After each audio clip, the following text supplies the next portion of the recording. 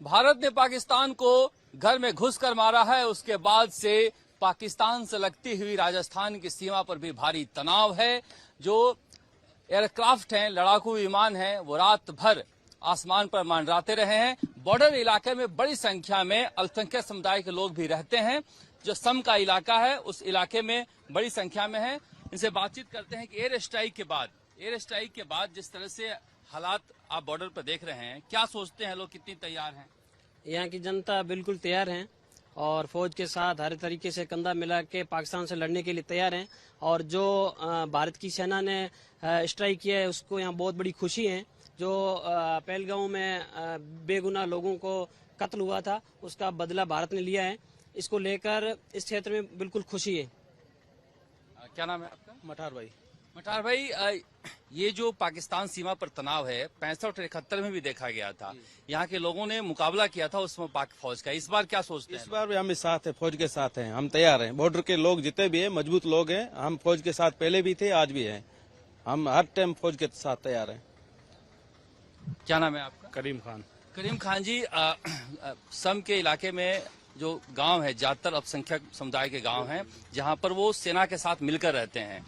क्या गांव के लोग सोचते हैं इस एयर स्ट्राइक के बाद? बिल्कुल सर, हम तो सेना के साथ थे, अभी भी सेना के साथ में है। हम तो हमारे देश के साथ में, वतन के साथ में।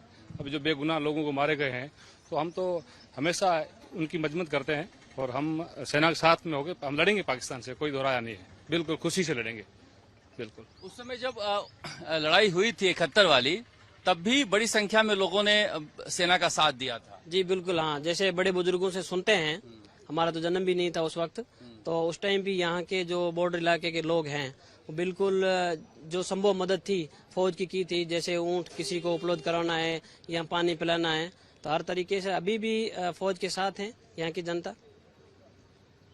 जो युवा है उनसे भी बातचीत कर लेते हैं। कुछ नौजवान हैं, क्या सोचते हैं जिस तरह से पाकिस्तान पर भारत ने घर में घुसकर एयर स्ट्राइक किया है, 9 ठिकानों को नेस्तनाबूद किया है। क्या लोग बॉर्डर इलाके में सोच रहे हैं? बॉर्डर इलाके में हम तो यही सोच रहे थे, जो आतंकवादियों ने हमारे यहाँ पर निर्दोष लोगों की हत्या की, इसके प्रति हमारे युवाओं में काफ़ी आक्रोश था। धैर्य रखा और 15 दिन के बाद जो रात को भारत वायुसेना ने जो स्ट्राइक करके दुश्मनों के ठिकानों को नेस्तो नाबूद किया, हम इसकी सराहना करते हैं। और वक्त आने पे हम यहाँ बॉर्डर के इलाके के लोग भारतीय सेना के साथ हैं। भारतीय सेना के साथ हैं। आपका क्या नाम है? क्या नाम है आपका? क्या नाम है आपका? मेरा नाम है हबीब खान। क्या करते हो आप? मैं यही कॉलेज करता हूँ। कॉलेज करते हो। ये जो युवा हैं वो क्या सोचते हैं बॉर्डर इलाके के?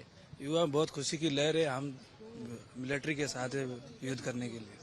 हम जैसे भी सपोर्ट होगा वैसे हम सपोर्ट करेंगे। सारे लोग यहाँ पर साथ देने के लिए, सपोर्ट करने के लिए तैयार हैं। ये बताइए कि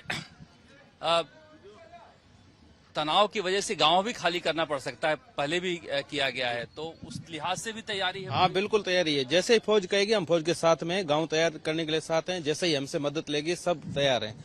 ऊँट गाड़ी सब जो फौज मांगेगी हम उसके लिए तैयार हैं, घर देने के लिए तैयार है। हम फौज के साथ हैं। अच्छा, एक लोग सोचते हैं कि जो बॉर्डर पर रहने वाले लोग हैं वो तो सबसे पहले वही शिकार होंगे युद्ध का, ऐसा मन में आता है दिमाग में? नहीं, बिल्कुल नहीं। यहाँ के लोग मजबूत हैं और हर तरीके से सेना के साथ खड़े हैं। जैसे भी सरकार के निर्देश मिलेंगे उनकी पालना करेंगे।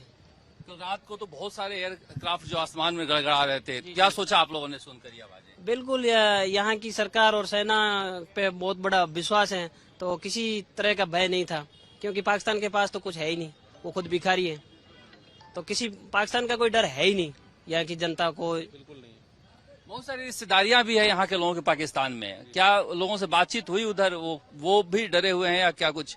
नहीं, फिलहाल जैसे ये माहौल थोड़ा, उसके बाद में किसी प्रकार की यहाँ के लोगों की बात बंद हो गई, करते भी नहीं है बात।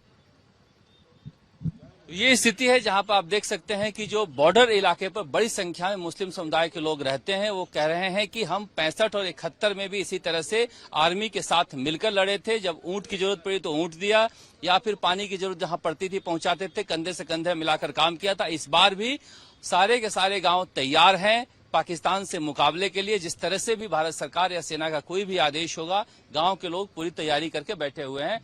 सायरन अगर बजता है तो उसके लिए भी तैयारी है? बिल्कुल बिल्कुल बिल्कुल बिल्कुल तैयारी है। 71 की लड़ाई में किसी को पता है, किसी ने बताया बुजुर्गों ने क्या हुआ था?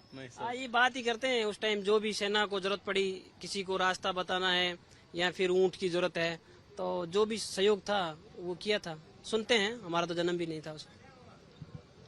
ये स्थिति है जिस तरह से पहलगाम में इंसानियत की हत्या हुई थी। सारे लोगों का मानना है कि निहत्थे लोगों को इस तरह से नहीं मारा जाना चाहिए था और आतंकियों के गढ़ पर हमला हुआ है तो इस इलाके के लोगों में भी खुशी है और कह रहे हैं कि जरूरत पड़ेगा तो पाकिस्तानी फौज के साथ मुकाबले के लिए भी तैयार हैं। विमल भाटिया और कैमरा मनीष के साथ शरद कुमार, जयपुर, आज तक।